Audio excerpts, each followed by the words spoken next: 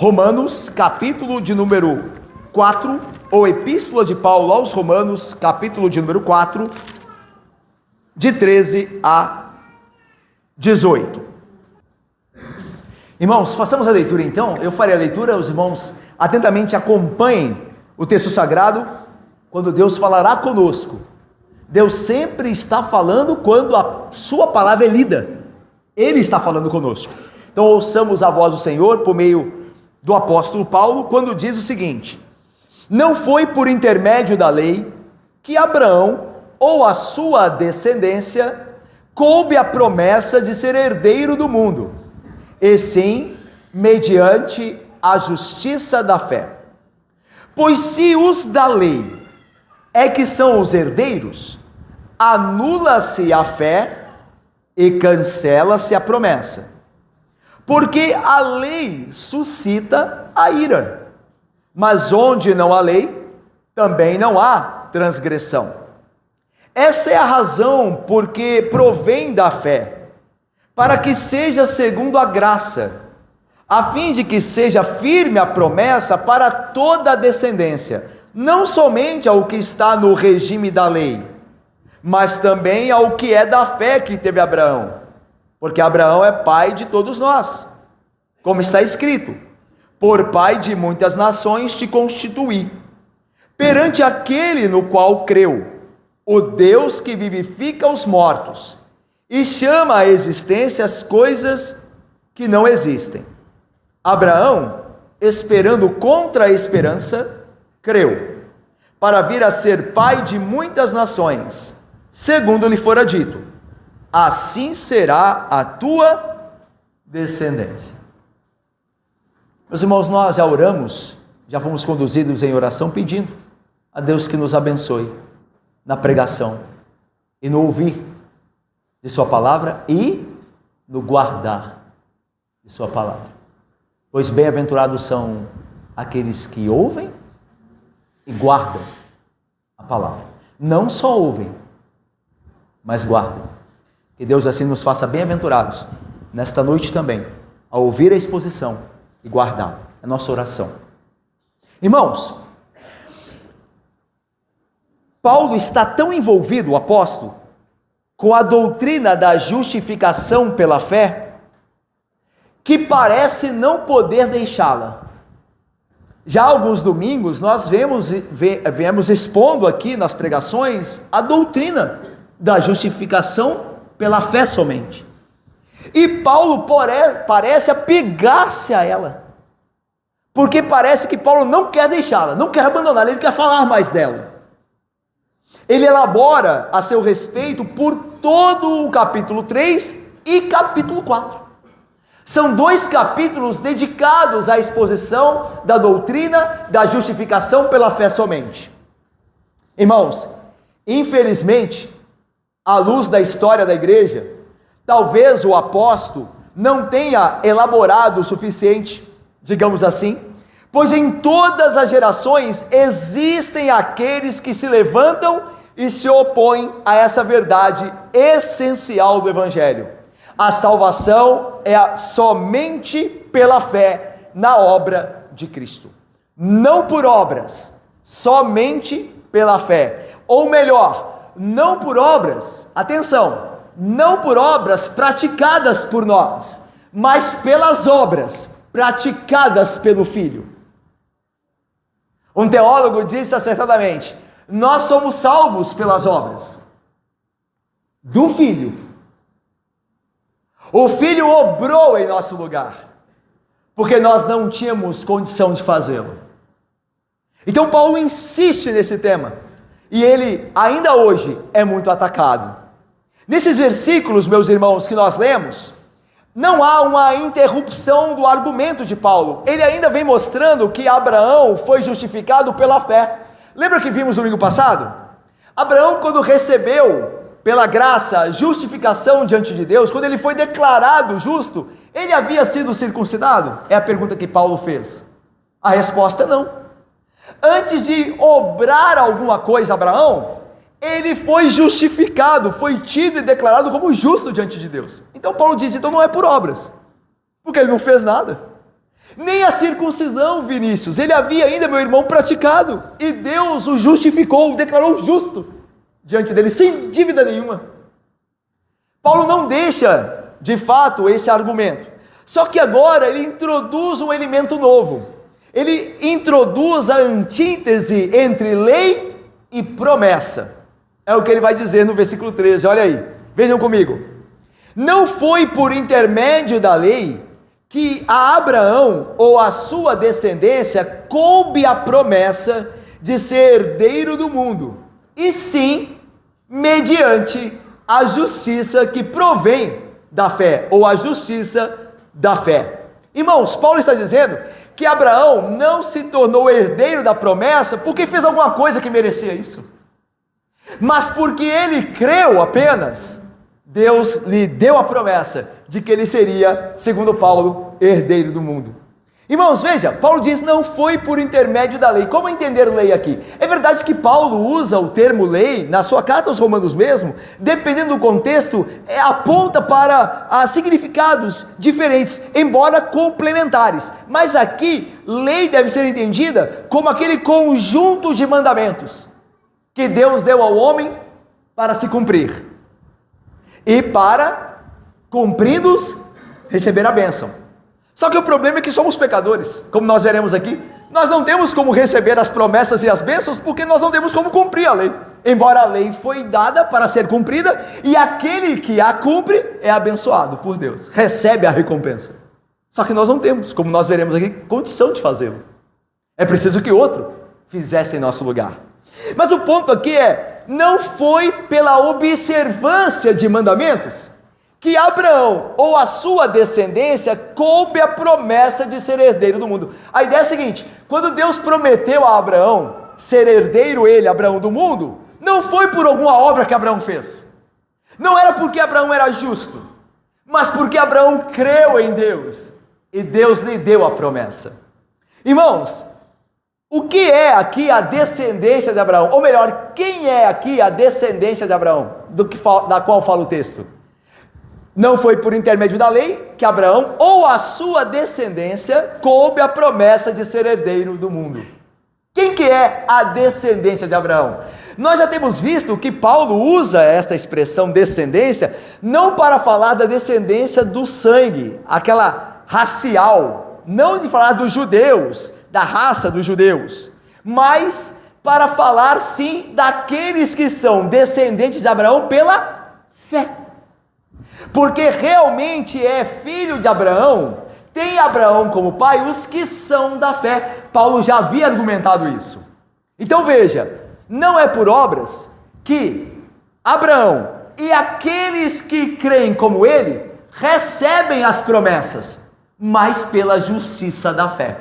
Então veja, as promessas de Deus, as belas promessas de Deus que nos chegam, como chegaram a Abraão, não nos chegam porque nós fazemos tudo perfeito, nós sabemos que não fazemos, mas nos chegam porque nós temos crido no Filho de Deus, nós temos crido em Deus que nos justifica em Cristo, e assim nós recebemos todas as coisas que por mérito pertencem a Cristo, mas como estamos unidos a Ele por meio da fé, são nossas também. E esse é o argumento de Paulo. Irmãos, nós somos herdeiros do mundo. É interessante que Paulo diz que Abraão recebeu a promessa, junto com sua descendência, de herdar o mundo. É o que está aí no versículo. Olha aí, a promessa de ser herdeiro do mundo. Mas quando nós procuramos essa promessa específica, com esses termos, ser herdeiro do mundo, no Antigo Testamento, falar de Abraão, nós não encontramos. O que mais se aproxima de uma promessa que tem a ver com o mundo, é o que nós encontramos, por exemplo, em Gênesis 13, quando o Senhor diz assim a Abraão, ergue os olhos, Abraão, e olha desde onde estás, para o norte, para o sul, para o oriente e para o ocidente, porque toda essa terra que vês, eu te darei, a ti e a tua descendência, para sempre. Farei a tua descendência como o pó da terra, de maneira que, se alguém puder contar o pó da terra, então se contará também a tua descendência. Levanta-te, percorre essa terra, no seu comprimento e na sua largura, porque eu te darei. Veja, isso se aproxima da ideia de herdar o mundo, mas Deus promete uma terra a Abraão. Em Gênesis 15, essa ideia é novamente reforçada, ratificada.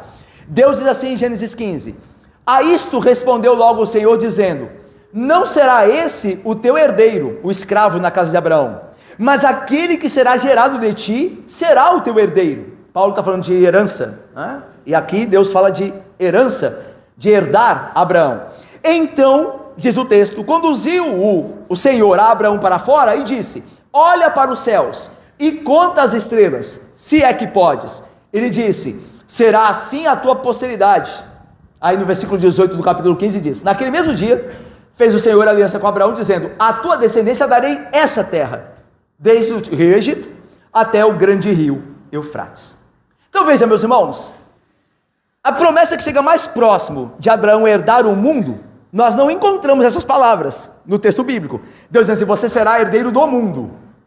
Diz que você herdará essa terra, desde, diz o texto, do Egito, do rio do Egito até o rio grande Eufrates, aquela porção de terra.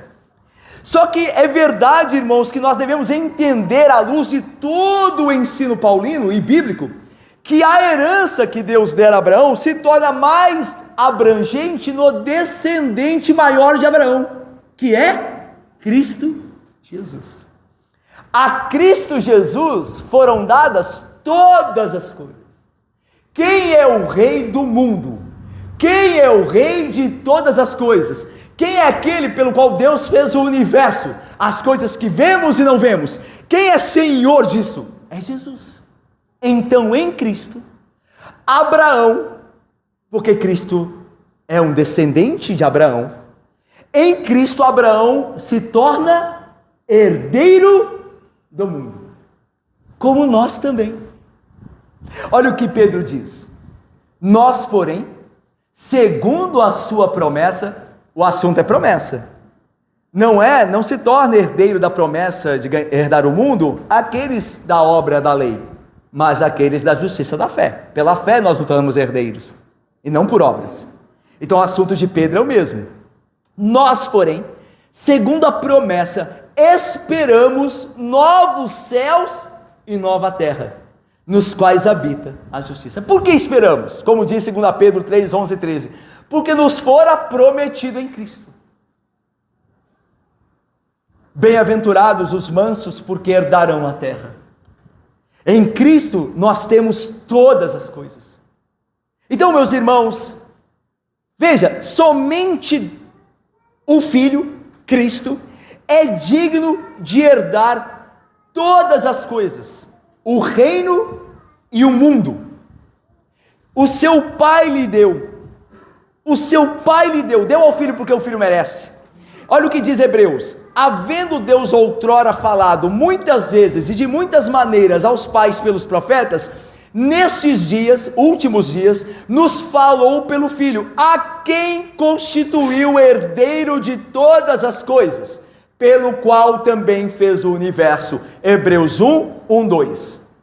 Portanto, a quem pertence todas as coisas? Ao Filho, ao grande Messias, ao grande descendente de Abraão. Ele é herdeiro do mundo por mérito, porque merece. E nós, porque estamos nele pela fé, não por obras, mas pela fé, temos com ele, juntamente com ele, todas as coisas. E o que isso nos leva a pensar? Qual que é o desafio que isso nos faz? É o seguinte: irmãos, será que nós vivemos como se tivéssemos que conquistar todas as coisas nesta vida? Há pessoas que vivem de uma maneira que parecem ter que conquistar todas as coisas aqui, agora, como se isso fosse possível. Há pessoas que nunca se satisfazem com o que têm. E com o que têm em Cristo. Há pessoas que nunca estão satisfeitas. Há pessoas que acham que se não conquistarem agora, perderão tudo. Não devia ser assim conosco. nós deveríamos sempre estar contentes em tudo que Deus tem nos dado em sua graça providente, porque nós somos herdeiros do mundo. Nós somos herdeiros em Cristo do mundo. Por isso você, jovem querido, não precisa aproveitar o mundo, porque em Cristo o mundo eternamente será teu. Se alguém quiser ganhar a vida neste mundo, perderá a vida e o mundo, porque esse mundo passa. Mas se alguém, por amor de mim, diz Cristo, perder a vida, ganhou com isso todas as coisas. Então nós abrimos agora a mão do mundo e de seus prazeres por amor a Cristo, sabendo que nele nós temos todas as coisas. Todas as coisas. Nós somos herdeiros de todas as coisas em Cristo Jesus, não pelas nossas obras, não porque merecemos, mas porque estamos unidos pela fé àquele que merece todas as coisas. Mas vamos mais, olha o que diz agora o versículo 14 e o versículo 15. Paulo continua, a ideia aqui é, nós não podemos esperar a promessa, as bênçãos prometidas por meio da lei, porque por meio da lei, nós só conhecemos a ira de Deus. Olha aí, versículos 14 e 15, vamos ler juntos? Todos juntos? Leiamos. Pois se os da lei... anula-se a fé, cancela-se a promessa, porque a lei suscita a ira, mas onde não há lei, também não há transgressão. Meus irmãos, porque se os da lei é que são herdeiros, anula-se a fé e cancela-se a promessa. Se os herdeiros das promessas de Deus são aqueles que praticam as obras da lei, para que então fé? Anula-se a fé em Cristo. Não é necessário Cristo para que você obtenha nada, cumpra a lei e você terá. Se eu e você acreditamos que o que temos é porque nos esforçamos para cumprir a lei e agradar a Deus, e só assim nós podemos ser abençoados, nesse relacionamento com o Santo Deus, nós cancelamos a fé. Porque nós estamos dizendo que não é pela fé que temos o que temos da parte de Deus, mas pelo que fazemos. Então não há mais fé necessária, porque agora você confia nas suas obras, e não nas obras de Cristo pela fé.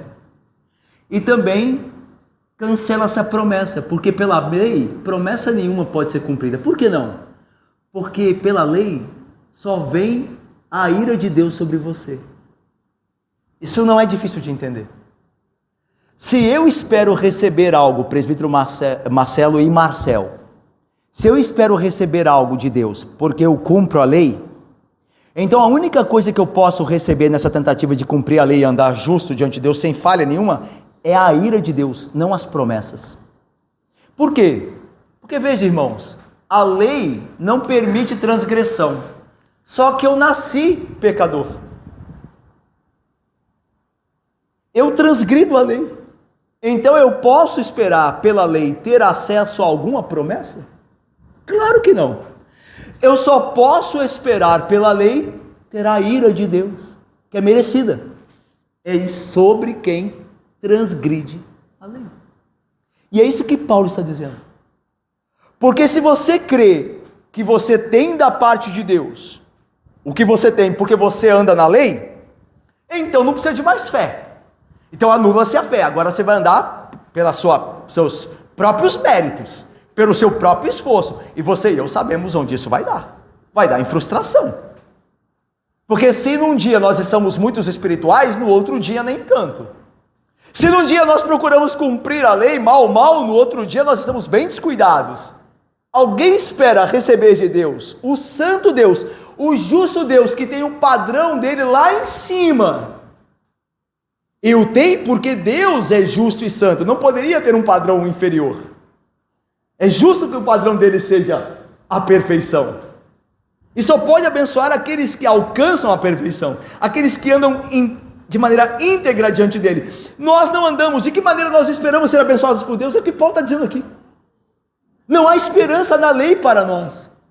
Irmãos, nós fazemos parte de uma igreja reformada. E aí alguém pode dizer: pastor, eu já ouvi isso, e eu creio que você já tenha ouvido mesmo, mas ouvir essas coisas e viver segundo elas, pode haver nisso um abismo. Pense comigo, quantas vezes eu e você achamos que se nós vivermos bem a semana, Deus vai muito nos abençoar, mas se nós falharmos em alguma coisa, Deus nos abandonará? Quantos de nós achamos que quando nós pecamos, Deus não nos ama mais? Na prática é o que nós achamos, porque nós confiamos no nosso desempenho e não na obra de Cristo. Então veja, irmãos, entender uma coisa intelectualmente é um ponto, vivê-la pela fé é outra coisa. E eu não duvido que nós ouvimos em igrejas reformadas muito sobre a justificação da fé, mas eu tenho sérias dúvidas se nós vivemos segundo a fé que professamos. Vivemos seguros em Cristo, sem medo, certos de que Deus nos abençoará, a nós que ainda somos pecadores, embora transformados pela sua graça, estamos sendo. Paulo diz: não pode esperar nada de Deus quem vive pela lei, porque o padrão de Deus é perfeito, e nós não somos ainda. Seremos, mas não agora. E Deus já nos abençoa, porque Ele faz isso mediante a fé. A ira de Deus vem porque nós quebramos a lei. Olha o que diz o versículo 15: porque a lei só pode suscitar a ira. Irmãos, a lei faz isso porque ela é má? Valdir, querido, a lei suscita a ira de Deus porque a lei é má, ela é ruim, é uma coisa difícil que deve ser deixada de lado? Não, a lei é boa, como diz a Bíblia, a lei é boa, perfeita e agradável. Por que ela é boa, perfeita e agradável, Alexandre? Ela é boa, perfeita e agradável porque ela, Emanuele, vem de Deus, e tudo que vem de Deus é bom, perfeito e agradável. Não há, Emanuele querida, não há falhas na lei de Deus. O problema não é o padrão de Deus. O padrão de Deus, Bruno, é bom, é santo. O problema somos nós. Paulo vai falar isso mais tarde. O problema somos nós que estamos vendidos à escravidão. A lei é santa, boa, quer o nosso bem, quer nos abençoar. É isso que a lei quer nos fazer. Só que ela não consegue produzir isso em nós, por assim dizer, porque nós somos pecadores. Então, quando nós vamos à lei e confiamos na lei, receber através dela as promessas de Deus, só vem ira contra nós porque nós pecamos, nós quebramos a lei. Então ninguém espere receber nada de Deus por meio da lei, porque a lei revela a ira. Aí Paulo vai dizer: mas onde não há lei, também não há transgressão. A ideia de Paulo aqui, meus irmãos, é que ele não quer dizer que ainda quando não havia a lei mosaica que conhecemos, não havia pecado. A ideia de Paulo é essa: Adão pecou sem lei mosaica. Havia pecado antes da lei. Está falando da lei mosaica. É o que Paulo aponta aqui quando fala de lei. O termo aqui fala da lei mosaica. A lei que foi revelada claramente, o código, o padrão moral, revelado claramente ao povo de Israel, quando ainda não era uma nação. Mas havia pecado antes. E havia lei, lembre-se, antes da lei mosaica havia uma lei gravada, lembre-se, no coração do homem. Deus gravou uma lei no coração do homem, já passamos por isso, lembra? Lá em Romanos no início. Mas o que Paulo está falando aqui é especificamente da lei mosaica, na qual os judeus confiavam. Se você guardar os mandamentos claramente revelados aqui, então você será abençoado. Só que nós não temos como guardar. Aí Paulo diz, ele cria uma hipótese, ele diz: olha, se não houvesse lei, não haveria transgressão, certo? Mas existe uma lei claramente revelada, logo há transgressão, porque nós somos pecadores, nós quebramos a lei. Então ninguém pode esperar nada da lei. O favor divino não vem por meio do cumprimento da lei, mas pela graça da fé em Cristo Jesus. Irmãos, o que nós aprendemos aqui? O que a lei efetua não é salvação, nem justificação ou perdão. A ira de Deus é efetuada pela lei. Se colocamos nossa confiança na lei, a única coisa que podemos esperar obter com isso é a ira de Deus. Irmãos, olha, eu peço a Deus que todos nós aqui não saiamos daqui com a visão errada sobre a lei. Volto a dizer, a lei é boa, perfeita e agradável. A questão é esperar nela como fundamento da salvação. Achar que ela vai nos salvar se nós a cumprimos. É isso que Paulo está combatendo aqui, em prol da justificação pela fé. Se procurarmos basear nossa salvação em nosso mérito, a única coisa que iremos merecer da parte de Deus é sua ira.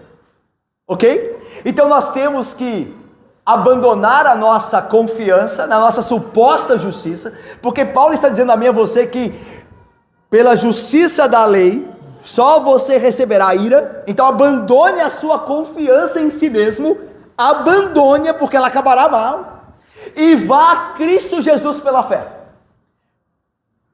Confie em Cristo Jesus, Lavínia, pela fé. Apegue-se a Ele, porque Ele é a sua justiça, e você será abençoada. É o que Paulo está dizendo. Você recebe as bênçãos e as promessas de Deus por meio da fé em Cristo, e não por meio das obras. Isso Paulo está aqui nos ensinando. Meus irmãos, é interessante aqui que Paulo diz: se não houvesse lei, também não haveria transgressão. E aqui eu passo para outra aplicação. Se Deus não houvesse colocado nenhum padrão ou estabelecido nenhuma obrigação sobre nós, então nós seríamos autônomos. Seríamos livres para fazer o que desejássemos. Como aquele escritor russo, Dostoiévski, escreveu: se Deus não existe, tudo é permitido. E a nossa sociedade, irmãos, ela deseja esse tipo de lógica estabelecida. Deus não existe, não existe lei. Você já percebeu que a nossa sociedade, até mesmo dentro da igreja, infelizmente, aquela pessoa que é dada à lei, não um legalista, mas que ama a lei, que corrige segundo a lei, que exorta segundo a lei, ela geralmente é mal vista. Ela é muitas vezes entendida como um fariseu, como radical. Não se engane. Uma coisa é amar a lei, outra coisa é ser um legalista. É achar que pela lei nós temos salvação. Longe disso. Fora com isso. Mas deixar de amar a lei, deixar de desejar viver segundo a vontade de Deus que nos salvou para a sua glória. Mas é verdade que essa sociedade, muitas vezes a igreja, vê com maus olhos a lei, quando a igreja é influenciada pelo mundanismo. A sociedade procura banir o próprio conceito de pecado da consciência humana. E como ela faz isso? Ela faz isso banindo a lei. Se não há lei, não há pecado. Por que as pessoas falam sem Bíblia? Não fale da Bíblia. Não traga a Bíblia. Não use a Bíblia no debate público. Não. Agora no Canadá parece, se eu não me engano. Estava vendo uma notícia agora, recente. E aí eu estou puxando ela aqui na memória, tá, irmãos? Estou querendo ser mais justo aqui. Parece que no Canadá foi proibido alguma coisa em termos de menção à Bíblia. Não é? Recentemente, alguns irmãos estão assim, né? Porque se não há lei, não há pecado. Então, quanto menos de Bíblia, melhor. Por que muitas igrejas estão abandonando a Bíblia? Por que muitas igrejas estão abandonando a noção de pecado, a verdade sobre pecado? Para que ninguém seja ofendido. Para que as pessoas estejam ainda dentro da igreja. Eles têm medo, eles têm mais medo de perder pessoas do que de ofender a Deus. E aí eles suprimem a verdade sobre a lei. Eles dizem que a lei é uma coisa do passado, que não devemos nos importar com a lei, que agora é a graça, e assim suprimem a lei, e então transborda o pecado. Toda a igreja, irmãos, que suprimir a lei, E toda igreja que fizer da lei o fundamento de salvação, acabará em tragédia, acabará em dor e frustração para os membros dessa igreja, que fizer da lei o fundamento da salvação. Mas toda igreja que suprimir a lei, também acabará em grande corrupção. Portanto, irmãos, nós devemos entender que a cultura em que vivemos anela um espírito de disciplina, um espírito de não lei, sem lei. Mas foi Deus quem fez a lei, e foi Deus quem nos fez para a sua lei, e foi Deus que nos salvou para a sua lei. Deus nos salvou para andarmos segundo a sua vontade, para andarmos segundo a sua lei. Lembra da libertação do Egito para o Sinai? Lembra? Deus não salvou o seu povo no Egito porque o seu povo cumpriu os mandamentos.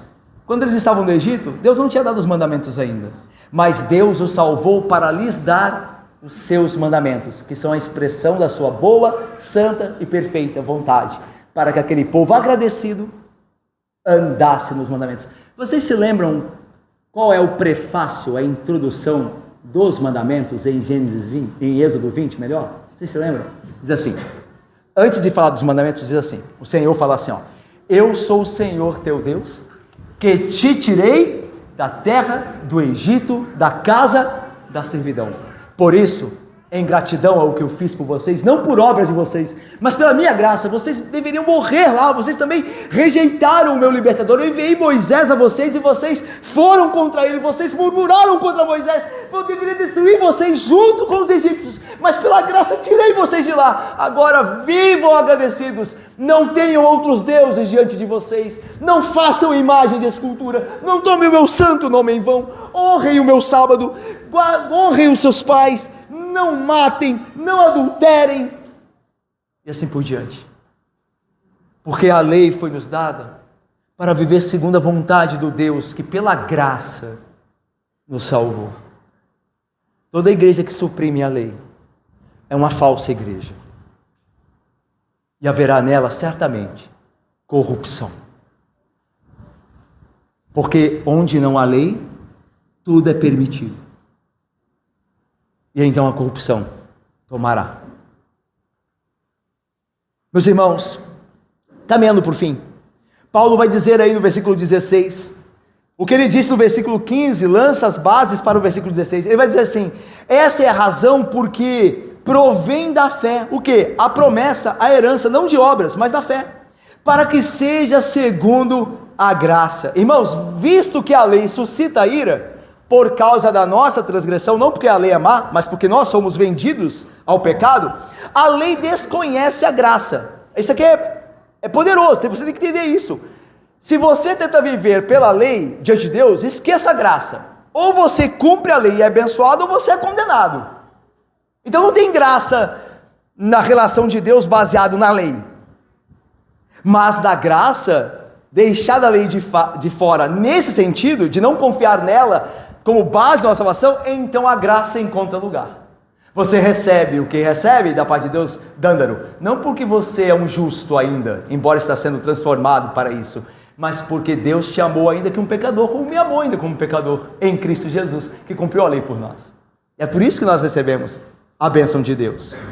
Portanto, meus irmãos, a única alternativa para receber a herança e a promessa é o princípio da fé, que opera pela graça. Assim a herança vem pela fé, a fim de que seja pela graça e não por obras. A fé e a graça são coerentes entre si, mas a lei e a herança prometidas são contraditórias. Não há herança prometida segundo a lei. Por quê? Porque nós não podemos cumprir a lei, daí não recebemos a promessa, a herança.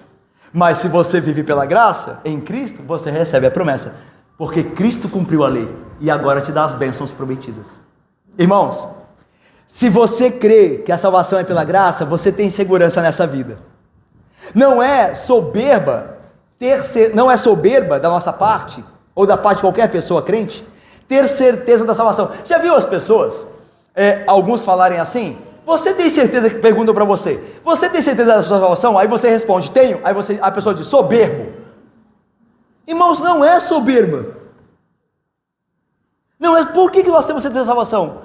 Não por nós. Se fosse por nós, nós não teríamos. Porque nós vemos que nós falhamos ainda em muitas coisas, como diz Tiago, nós tropeçamos ainda em muitas coisas. Como ter certeza que somos aceitos por Deus na base do nosso mérito, da nossa performance? Não há segurança. Mas quando eu digo, eu creio que sou salvo sim, pelas obras de Cristo, então não há soberba, porque eu estou admitindo que é pelas obras de outro que Deus me acolheu, que Deus me salvou, que Ele me redimiu e me dá herança e promessa. Então não é soberba da parte do crente ter certeza da salvação. Pelo contrário, a Bíblia ordena essa certeza, ela espera essa certeza, que você tenha certeza, não baseada nas suas obras, aí seria soberba, mas baseado nas obras de Cristo. Olha o que diz Paulo quando escreve sua primeira carta aos Tessalonicenses: essas coisas vos escrevi a fim de vocês saberem que vocês têm a vida eterna, a vós outros que credes o nome do Filho de Deus. Essas coisas, Paulo diz, eu vos escrevi para vocês terem certeza da salvação. Paulo deseja, ou desejava, que nós tivéssemos certeza da salvação. Então está de acordo com a Bíblia. Deus espera que nós tenhamos certeza da salvação, não por nossas obras, que seria soberba, orgulho, mas pelas obras de Cristo, que são perfeitas. Olha o que Paulo diz ainda, agora sim, 1 Tessalonicenses, o texto que eu citei, irmãos, é 1 João 5,13, agora 1 Tessalonicenses 1,3, Paulo diz assim: recordando-nos diante do nosso Deus e Pai, da operosidade da vossa fé, da abnegação do vosso amor, e agora? E da firmeza da vossa esperança em nosso Senhor Jesus Cristo. Paulo diz assim: eu estou escrevendo a vocês, Tessalonicenses, recordando de vocês, dentre outras coisas, da firmeza da vossa esperança. Vocês são vocês creem mesmo que Cristo salvou vocês, e Paulo se recorda disso. Então não é prepotência, não é orgulho, não é ostentação um crente ter certeza da salvação, desde que essa certeza esteja fundamentada nas obras de Cristo, em Cristo Jesus, e não em suas próprias obras. Mas vamos caminhando. Paulo continua o versículo de número 16 dizendo aí: a fim de que seja firme então pela fé, a graça da fé, a fim de que seja firme a promessa para toda a descendência, não somente ao que está no regime da lei, mas também ao que é da fé que teve Abraão, porque Abraão é pai de todos nós. Irmãos, por que tem que ser pela fé, a fim de que todos tenham a promessa? Porque a lei mosaica foi dada ao Israel de Deus, então só o Israel de Deus poderia ser salvo. Mas como nós já vimos e Paulo demonstrou que são descendentes de Abraão todos os que são da fé, independentes de serem judeus, se o gentio crer, ele é um descendente de Abraão, então a promessa tem que ser de fato recebida pela fé, e não pelo cumprimento da lei mosaica, porque os gentios não tinham a lei mosaica para serem fiéis, e se tivessem mesmo assim, não poderiam, mas não tinham, nem tinham. Então a herança tem que chegar por meio da fé, porque Abraão é o pai de todos os que creem, não apenas dos judeus que creem, mas de todo aquele que crê, ainda que gentio. Então veja, nós recebemos a promessa que foi feita a Abraão, porque nós cremos como Abraão creu, e a promessa que Deus deu a Abraão, deu a nós também. Irmãos, o Antigo Testamento é cheio de promessas. Como é que nós temos acesso a essas promessas? Como elas nos chegam? Por nossas obras? Não, por meio da fé em Cristo. Abraão também teve a bênção de receber as promessas de Deus, ser herdeiro, mas porque ele creu, e como nós cremos como Abraão, a promessa dele é a promessa nossa, porque nos chegam da mesma forma que chegaram a Abraão, pela fé. Então você será abençoado como foi Abraão, do mesmo jeito, pelo mesmo Deus e Pai, porque você tem a fé de Abraão, não é por obras, porque Abraão também não obrou para receber a promessa, ele recebeu a promessa antes de fazer qualquer coisa. Assim também eu e você temos a promessa, ainda que pecadores falhos, nós temos a promessa e a garantia de que nós somos abençoados em Cristo Jesus e somos herdeiros de todas as coisas nele, independente das obras que praticamos. Veja, meus irmãos, terminando, agora o versículo 17, como está escrito, agora Paulo apela para a escritura: por pai de muitas nações te constituí. Perante, então, Abraão creu perante aquele que é o Deus que vivifica os mortos e chama as coisas que não existem à existência, né? E chama à existência as coisas que não existem. E terminando, versículo 18, Abraão, esperando contra a esperança, creu, para vir a ser pai de muitas nações, segundo lhe fora dito, assim será a tua descendência. É interessante isso aqui, que Paulo está dizendo, e está apelando às Escrituras, e à história de Abraão mais uma vez, para mostrar que aquilo que recebeu Abraão, a herança, a promessa, não teve nada a ver com o que ele fez. E aí Paulo apela para a questão do nascimento de Isaac. Abraão creu na promessa daquele Deus que é o Deus hoje e sempre, o nosso Deus, que chama à existência as coisas que não existem. Como é que Isaac existiria? Pela força de Abraão? Irmãos, Abraão já tinha alcançado uma idade extrema em sua velhice. E Sara já tinha há muito tempo passado do costume das mulheres de dar luz. Como ele recebeu a promessa? É o que Paulo está perguntando. É pelo que ele fez? Ele tinha alguma condição? Quando o anjo foi avisar Abraão que dali a algum tempo Sara teria um filho, Sara riu. Lembra-se? E o anjo disse: por que Sara riu? Porque ela duvidou, porque era impossível. Mas Deus é o Deus que traz à existência as coisas que não existem. Ele faz acontecer por sua palavra aquilo que nós achamos improváveis. E na nossa salvação, no que concerne Sanira, a nossa salvação, isso tudo tem a ver com como eu, um pecador como sou, posso ser bem-aventurado e receber as bênçãos eternas que só um justo merece. Como isso pode ser? Em Cristo Jesus, isso pode ser. Porque Deus faz acontecer aquilo que jamais pensamos ou imaginamos. Ele tem poder para isso. E essa é a ideia. Eu vivo pela fé, não pelo que eu vejo. Eu coloquei uma frase de um teólogo aqui, magnífica. Essa frase diz assim, irmãos, veja só. Diz assim: a Bíblia me diz, abre aspas, a Bíblia me diz que eu sou justo, mas quando eu olho para mim, sou pecador.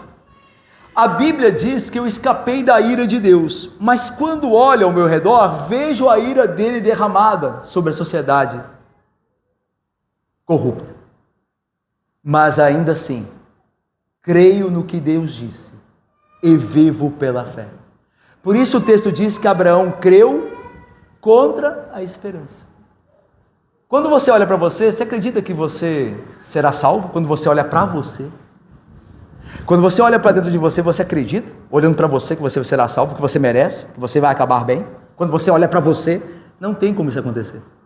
É por isso que você tem que olhar para fora de você.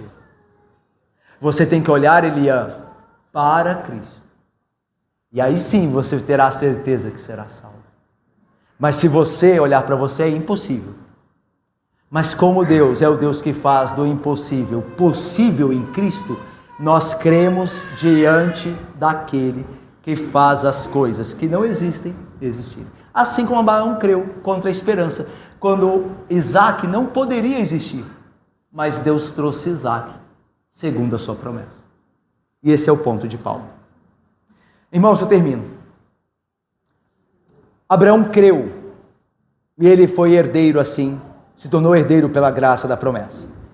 O elemento crucial da fé, e eu termino com isso, da fé salvadora, é a confiança pessoal. Abraão creu diante daquele que faz todas as coisas. Ele creu em Deus. É uma fé pessoal. Ele creu. Essa é a natureza da fé demonstrada por Abraão. Ele não apenas creu em Deus. Qualquer um pode crer em Deus. Satanás crê em Deus. Lembra do que Tiago diz? Os demônios creem em Deus e fazem mais do que alguns, e tremem. Tiago 2,19. A fé salvadora é aquela que crê em Deus, Mas isso significa não uma fé intelectual, uma fé que apreende intelectualmente coisas sobre Deus e crê ser verdade, mas a fé é aquela que se entrega, que coloca a sua confiança nele. Apesar de ser um pecador, eu creio que eu vou ao céu. Apesar de tudo parecer contrário a essa possibilidade, eu creio em Deus, que o que Ele fez em Cristo é poderoso para me levar ao céu. Então eu creio contra a esperança, como Abraão creu. Irmãos, quando eu olho para mim, se eu olhar para mim, eu não vejo muita salvação para mim. Veja, pela providência divina, eu nasci na casa de um pastor. Eu fui criado dentro de uma igreja. E agora eu olho para mim e falo, eu ainda não aprendi. Eu ainda não aprendi. Que esperança para mim. Se eu olhar para mim, não há esperança. Mas a fé é crer contra a esperança.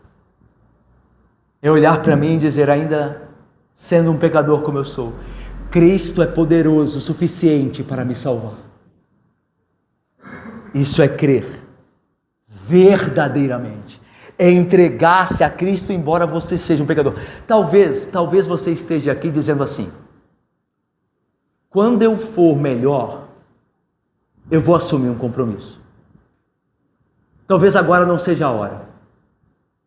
Talvez agora não seja a hora de assumir um compromisso com Cristo, porque eu tenho muitas coisas da vida para acertar. Eu vou lhe dizer, sabe quando você se entregará a Cristo pensando assim? Nunca. Porque você e eu nunca estaremos prontos. Você deve se lançar confiantemente pela fé em Cristo Jesus. Você deve se entregar como você é, pecador a Ele, e confiar que Ele tem poder para te purificar dos pecados e te transformar à imagem e semelhança do Deus Santo. Você deve viver pela fé. Abraão creu, ele se entregou contra qualquer esperança visível. Ele creu em Deus, que ele seria herdeiro da terra e da descendência, sem ter um filho, e a mulher dele e ele, velhos, sem condição nenhuma, mas ele creu em Deus, e Deus o abençoou por isso, porque ele creu.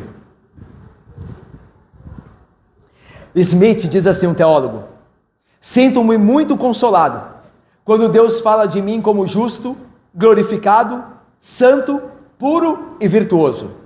Deus pode falar sobre essas coisas antes mesmo de elas existirem, porque Ele sabe e fará com que elas existam em mim.